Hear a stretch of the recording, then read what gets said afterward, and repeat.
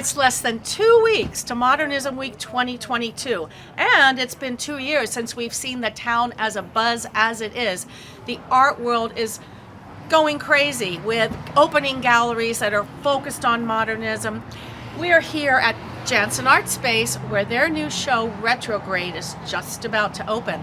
And we're looking at the art of mid-century architects, specifically Andy Burgess, who is a large-scale format painter that focuses on architecture of the mid-century. And we're going to be talking with Glen Wexler, who, as you know, is the son of the iconic architect Donald Wexler, and looking at some of his really interesting print work that he does and his colorizations and the collaboration with Andy Burgess, who is from Tucson but has a gallery in London. He is from London.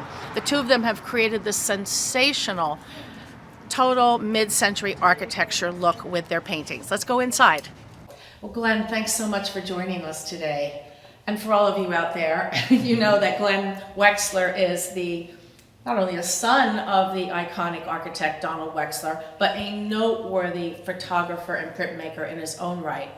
And this collaboration is with a really good friend of yours, Andy Burgess. Yeah, Andy and I became great friends starting in 2015. Mm-hmm. We were both showing artwork at Art Palm Springs during Modernism Week, and we just hit it off. And we've been great friends ever since. So I mentioned that Andy was raised in London, lives in Tucson, but his gallerist is in London. How do you two work together? Well, Andy and I this is actually our second collaboration. Okay, that's great. So Andy approached me a couple years ago to do a photo book. He has a fine art photography imprint based in Tucson called Dark Spring Press, and Andy was very enamored with my celebrity and rock and roll photography from the 80s. Yeah, that's good. So we did a book that was actually featured here at the gallery with a supporting show called the 80s Portrait Sessions. So now the table's kind of turned, and Andy asked me to curate and print a series of his works to make limited edition prints. And that's what we're looking at behind us. This is very interesting because he was, from what I understand, doing very large-scale sort of architectural works. Yes, Andy's known primarily for his large-scale oil paintings, abstract paintings of modern architecture. And he's gotten a lot of international acclaim for the work. His gallerist that's based in London shows his work internationally at all the major art shows. And he's kind of gained this reputation as the next David Hockney. Okay. Well, they're both British. That's right. Yeah. And living in the U.S. Yeah. Living in the U.S. Yeah. So these are limited edition prints that you've been printing on. What's your technique? How do you? Well, I've been printing with large format Epson printers since basically day one. I'm actually a very early test printer for them. When the first machines became available in 2001, I was given a machine, and it got me out of the traditional darkroom, and I started making digital prints. And so I've really been making prints with Epson technology for well over 20 years now. Oh, that's great. And so it's become second nature to me to work with it, and the print quality that I'm able to get is just absolutely phenomenal. The technology keeps getting better and better.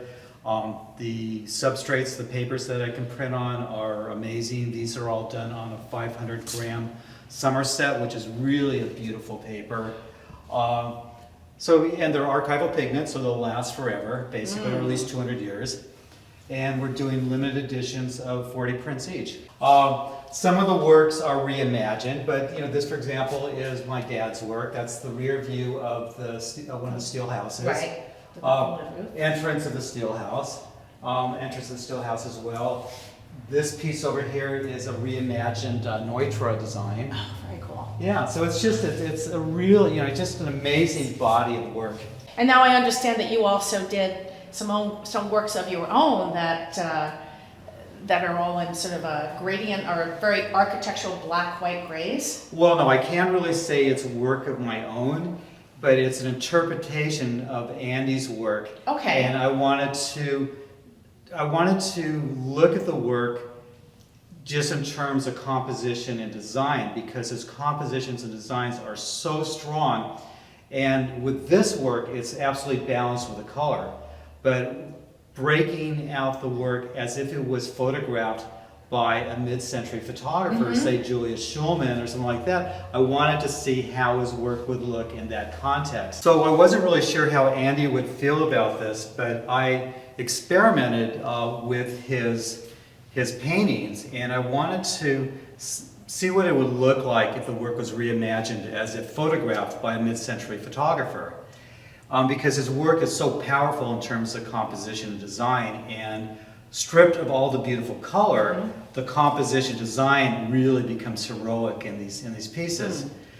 And as a point of reference, I included in the show, I suggested to Steve that we show this vintage photograph that I did for my father back in 1978 when I was a student at Art Center. That's great.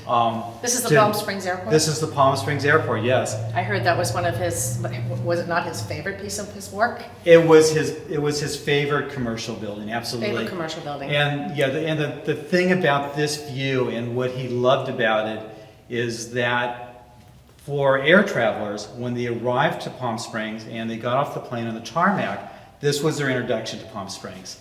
So you saw this representation of mid-century design applied to a commercial building with the mountains in the background, and it was just a great introduction to Palm Springs. And then the other thing that I did with these, just to give them a little bit more of a modern edge, the prints are made on a metallic paper. Really? Yeah. So so I call this the silver tone edition, and it has a silver base to it, so you get this really nice kind of reflectance. So Glenn, what was your dad's favorite residential project of his? Oh well, he was proud of a lot of the houses, but hands down, he had mentioned this numerous times, it was the Dinah Shore house. Well, this is a fabulous exhibit, and I'm sure you'll be here for the opening. Absolutely. And the opening date is February 12th. And the show will be running until, I believe, February 27th, is it? Yes. Okay, so Janssen Art Space, do come before modernism, during modernism, and enjoy, because Janssen Art Space is, in my opinion, the best of the best in Palm Springs. Thanks, Glenn. Thank you so much.